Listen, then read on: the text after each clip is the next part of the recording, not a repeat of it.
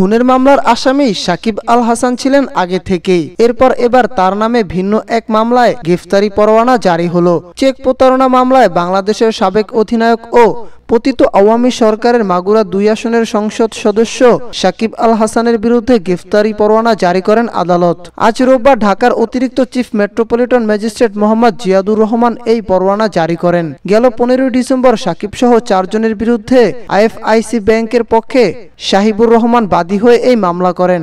আদালত বাদীর জবানবন্দি রেকর্ড করে। সঙ্গে ১৮ জানুয়ারি সাকিব সহ ৪ জনের সমন জারি করেন। এর মাধ্যমে তাদের আদালতে হাজির হওয়ার নির্দেশ দেওয়া হয়। তখন আদালত আভাস দিয়েছিলেন, নির্দেশ অমান্য করলে গ্রেফতারি পরোয়ানা জারি হতে পারে তাদের বিরুদ্ধে। তারা নির্ধারিত সময়ে আদালতে হাজির না হওয়ায় তাদের বিরুদ্ধে গ্রেফতারি পরোয়ানা জারি হয় রোববার। সাকিবের বিরুদ্ধে এই মামলা ও গ্রেফতারি পরোয়ানা জারি হয়েছে চেক জালিয়াতির কারণে। আইএফআইসি ব্যাংকের বনানী শাখা থেকে বিভিন্ন সময়ে ব্যবসায়িক উদ্দেশ্যে ঋণ নিয়েছে সাকিবের মালিকানাধীন এগ্রো ফার্ম। বিপরীতে এই প্রতিষ্ঠানটি ব্যাংকে ২টি চেক ইস্যু করে, যেখানে টাকার পরিমাণ ছিল প্রায় ৪ কোটি ১৫ লক্ষ।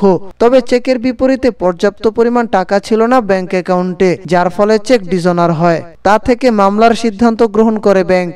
এরপর সামনে সাড়া না দেওয়ার ফলে আজ তাদের বিরুদ্ধে জারি হলো গ্রেফতারি পরোয়ানা।